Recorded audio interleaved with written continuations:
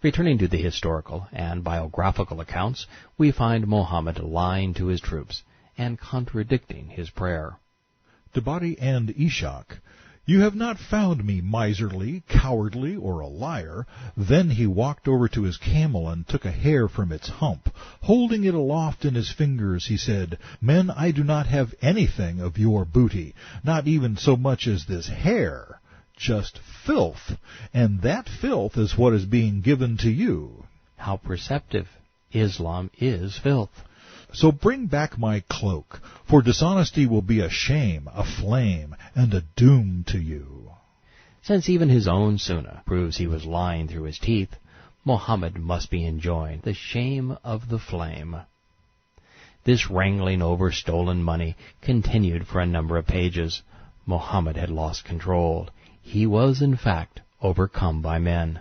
Ever more desperate to buy loyalty, he doled out some of the booty his goons had stolen. But there never seemed to be enough.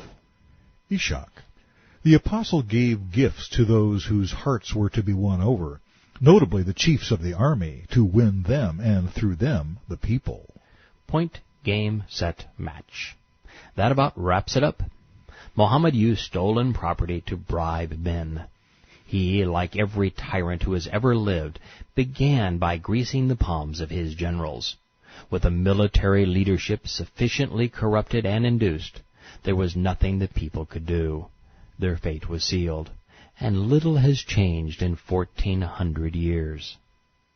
As an interesting aside, the first and largest bribe listed was paid to the former Meccan chief, occultist and excellent Muslim, Abu Sufyan.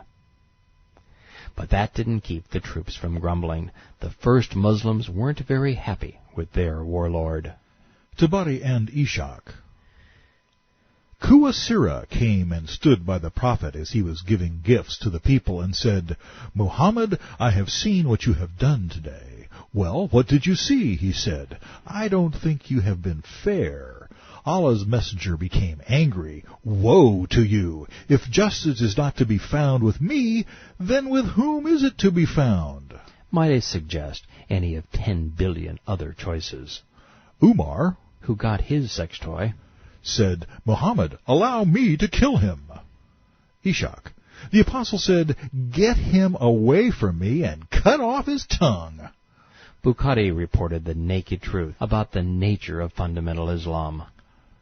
Allah's apostle got property and war prisoners and gave them to some people to the exclusion of others. The latter seemed to be displeased by that. The prophet said, I give to some people lest they should deviate from Islam or lose patience. Amr bin Taglib said, The statement of Allah's apostle is dearer to me than red camels. Bukhari, the prophet said, I give to the Quraysh so that they will desire Islam, for they are nearer to their life of ignorance, and it is not strong in their hearts. The term the Mafia uses to describe this situation is made. A made man is someone who has participated in a criminal act like kidnap for ransom or murder for money. Made men continue to embrace the organization to keep the money coming and to keep from being incarcerated for their crime. Another Bukhari hadith confirms that the first Muslims were nothing more than bloodthirsty pirates. It also demonstrates that there was no appreciable difference between the hadiths collected by Ishak, Tabari, or Bukhari. Bukhari, when Allah favored His apostle with the properties of the Hazawin tribe as fai booty, He started giving to some of the Meccan men up to 100 camels each, whereupon some Ansari said, May Allah forgive His apostle. He is giving to the Quraysh and leaving us out, in spite of the fact that our swords are still dripping with the blood of the infidels. When Muhammad was informed of what they had said, he called for the Ansar and gathered them in a leather tent. What is the statement which I have been informed, that which you have said? He meant, what did you say? The smart ones replied, O Allah's apostle, the wise ones did not say anything, but the youngsters said, May Allah forgive his apostle. He enriches the Quraysh and leaves the Ansar poor, in spite of the fact that the Ansar stores are still dripping with the blood of the infidels.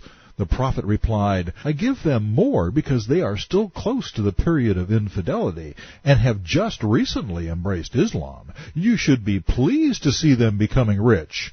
And the Ansar replied, Yes, O Allah's apostle, we are satisfied.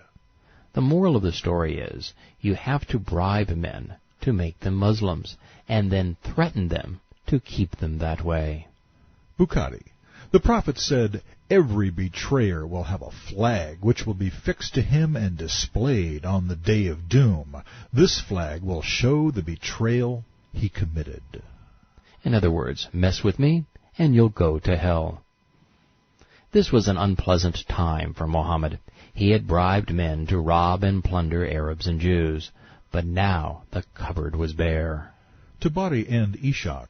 Prophet, this group of Ansar have a grudge against you for what you did with the booty and how you divided it among your own people. After due praise and exaltation of Allah, he addressed them. Ansar, what is this talk I hear from you? What is the grudge you harbor in your hearts against me? Do you think ill of me? Did I not come to you when you were erring and needy, and then made rich by Allah? It was getting nastier by the moment. There simply wasn't enough plunder to go around. And heaven forbid a Muslim should soil his hands producing something of value. The Ansar were not satisfied. They turned the tables on the pirate king, giving him a strong dose of reality. Tabari and Ishaq. You came to us discredited when your message was rejected by the Quraysh, and we believed you. You were forsaken and deserted, and we assisted you. You were a fugitive, and we took you in, sheltering you. You were poor, in need, and we comforted you. It was all true, every word of it. Mohammed had been discredited because he had accepted the Quraysh bargain. Tempted by sex, power, and money, he had made a deal with the devil. He blasphemed his God, reciting satanic verses. His demonic message had been rejected as delusional. The Quraysh knew that Mohammed was a demon-possessed, lying charlatan, forging his scriptures by plagiarizing earlier lore. After telling the Quraysh that he was going to slaughter them, and after duping the Ansar to wage war against all mankind, Mohammed had become a fugitive.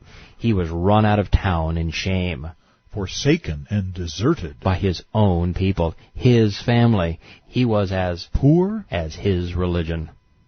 The Yathrib Arabs had foolishly comforted him, believed him, fought for him, yet none of that fazed this perverted prophet. Tabari and Ishaq.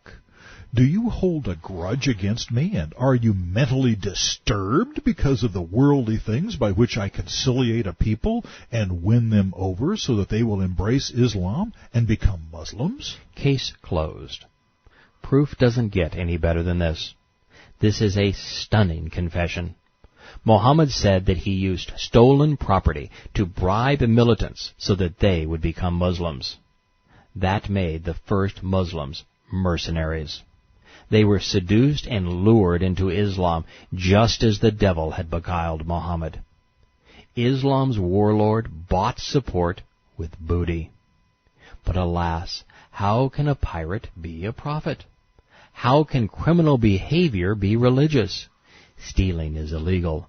Bribery is immoral. Venerating a man who advocates both makes one an accomplice. And trusting him with your soul is insane. Caught between a rock and some hard people, Mohammed chose the rock. Allah's apostle left town to make a lesser pilgrimage and ordered that the rest of the booty be held back, although some of the spoil followed him. There's nothing more religious than storing your contraband safely before you rush off to visit your rock god. Then, confirming the new religion was regurgitated paganism. The Sirah reveals, Ishak. The people made the pilgrimage that year in the way the pagan Arabs used to do it. Listen to that again. This confirms that Islam was nothing but regurgitated paganism. Sirah, page 597. The people made the pilgrimage that year in the way the pagan Arabs used to do it.